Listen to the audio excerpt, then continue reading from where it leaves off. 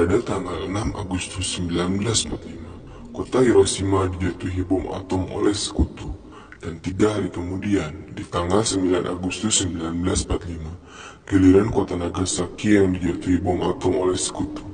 Kejadian ini memberikan penderitaan bagi rakyat Jepang, yang mana membuat pasukan Jepang semakin lemah. Sehingga pada tanggal 12 Agustus 1945, Soekarno dan Hatta selaku pimpinan PPKI dan Regimen Madyoediningrat sebagai mantan ketua BPU PKI diterbangkan ke darat tepatnya 250 km di sebelah timur Laut Saigon, Vietnam untuk bertemu Marsekal Terauchi yang akan menyampaikan pesan Perdana Menteri Jepang Kaiso tentang janji kemerdekaan pada bangsa Indonesia. Saudara Soekarno, Hatta, dan Regimen, saya perwakilan dari Nippon ingin menyampaikan suatu hal. Nippon akan memberikan kemerdekaan kepada Indonesia sesuai dengan janji Perdana Menteri Kuniaki Koiso. Dengan cara apa Jepang memberikan pernyataan kemerdekaan kepada Indonesia?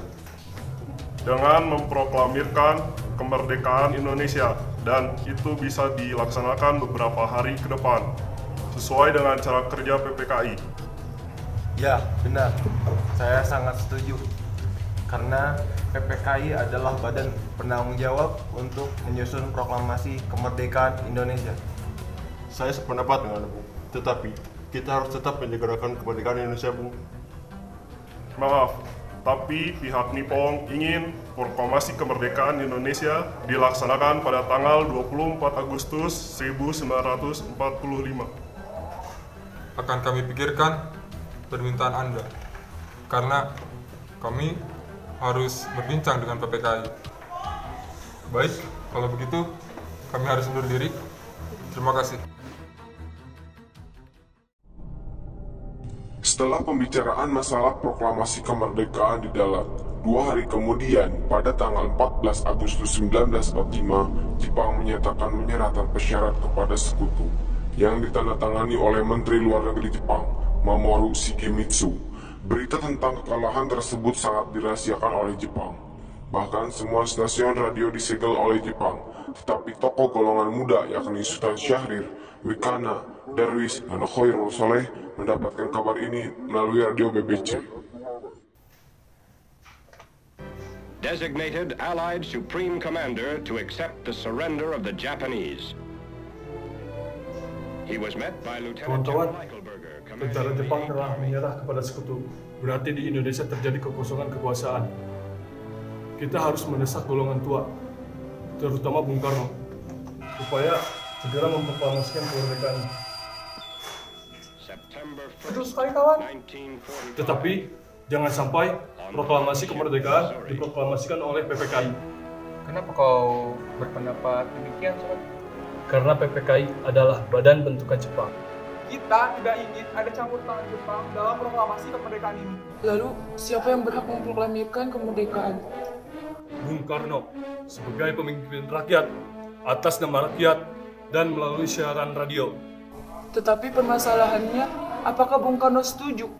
Kalau Bung Karno tetap menginginkan naskah proklamasi disusun oleh PPKI, kita paksa saja dia. Kalau perlu... Kalau perlu apa? Kita harus bicara dulu dengan beliau secara baik-baik, Wis. Betul, kawan. Kekerasan bukan cara penyelesaian yang tepat. Sebaiknya setelah Bung Karno pulang dari darat, kita segera menemuinya. Betul! Merdeka! Merdeka! Golongan muda itu pun pergi ke kediaman Soekarno untuk memberitahukan tentang berita tersebut dan ingin mempercepat proklamasi. Tetapi keinginan mereka ditolak dengan alasan memproklamasikan kemerdekaan merupakan hak dan tugas PPKI. Mendengar itu, golongan muda pun pulang dari kediaman Soekarno. Keesokan harinya, pada tanggal 15 Agustus 1945, pukul 8 malam waktu Indonesia Barat, golongan muda mengadakan rapat di gedung Lembaga Bakteriologi di Pegangsaan Timur, dan mereka tetap berpendirian bahwa kemerdekaan adalah hak dan urusan rakyat Indonesia sendiri. Hasil keputusan rapat tersebut disampaikan oleh Wikana, Khairul Soleh, Sukarni, dan Darwis kepada Bung Karno di kediamannya. Golongan muda tidak ingin kemerdekaan Indonesia disiapkan oleh badan bentukan Jepang, sampai-sampai mereka mengancam Soekarno. tetapi akhirnya tak gagal untuk meyakinkan golongan tua. Setelah mengetahui pendirian golongan tua, pada pukul 12 malam golongan muda melakukan rapat di asrama Baperpi, Jalan Cikini nomor 71. Dalam rapat itu diputuskan untuk mengungsikan Soekarno dan Hatta ke Rengas Dengklok. Tujuannya adalah agar Soekarno dan Hatta tidak terpengaruh oleh Jepang. Di sini mereka kembali meyakinkan Soekarno bahwa Jepang telah menyerah dan proklamasi kemerdekaan segera dibacakan tanpa pengaruh Jepang. Pada pukul 4 pagi, tanggal 16 Agustus 1945, dibawalah ke Rengas Dengklok Khairul Soleh Sondanco Singgih yang merupakan tentara peta yang melakukan aksi tersebut. Kemudian setelah di Rengas Dengklok, dilanjutkanlah ke Jakarta. Soekarno-Hatta bersama Laksamana Maeda menemui Majen Nishimura untuk berunding. Tetapi Nishimura tidak mengizinkan proklamasi kemerdekaan.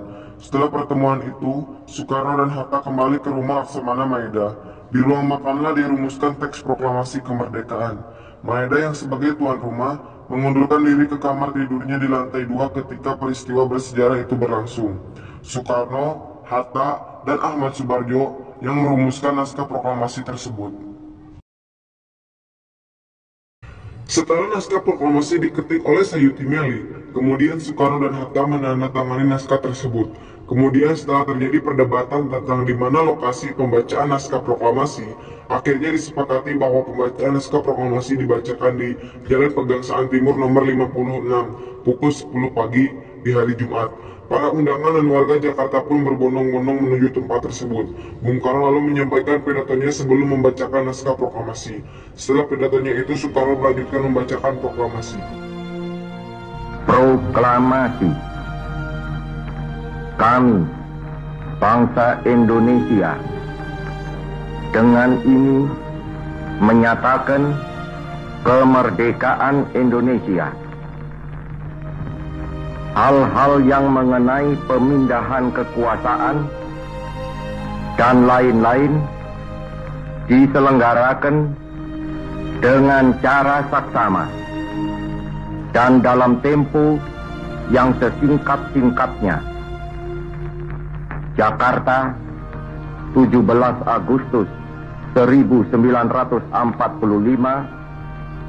atas nama bangsa Indonesia, Soekarno, Hatta.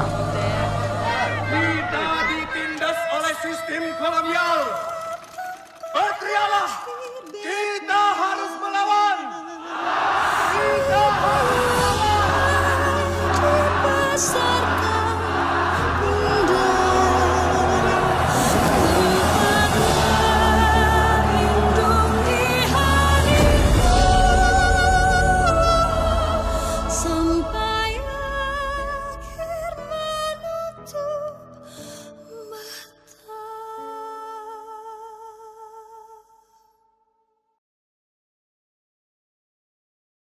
Action.